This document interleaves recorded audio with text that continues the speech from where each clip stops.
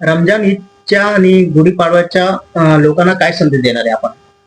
रमजान ईद हा बघायला गेलं तर या मुस्लिम समाजाचा रमजान दिन महिना हा जवळजवळ एक पाक महिना पकडला जातो आणि त्याच्यामधला हा लास्टचा दिवस जसा ईद त्यांचा एक चांगला आनंदाचा दिवस ते साजरा करतात.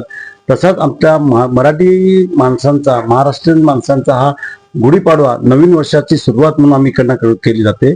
आणि दोन्ही दिवस एवढे सुंदर महाराष्ट्रामध्ये साजरे केले जातात. खास करून आमच्या पाकसाईड विभागामध्ये हिंदू आणि मुस्लिम एवढ्या सुखाने नांदतात, सुखाने एकत्र सगळे दोन्ही सण साजरे करतात.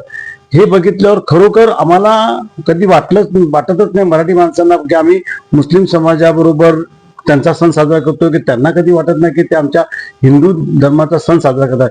म्हणजे एक चांगला सलोखा आमच्या दोन्ही धर्मामध्ये आम्ही इकडे पाकसाईडमध्ये ठेवला गेलाय. गुढीपाडव्याला आम्ही आपल्या समाजाच्या मध्ये आपल्या सगळ्या महिलांना किंवा पुरुषांना आम्ही एक पारंपरिक वेशातून आम्ही मिरवणूक काढतो किंवा पारंपरिक वेशातून आम्ही सगळे घराघरात फिरतो आणि त्या माध्यमातून आम्ही गुढीपाडवा इकडे साजरा केला जातो.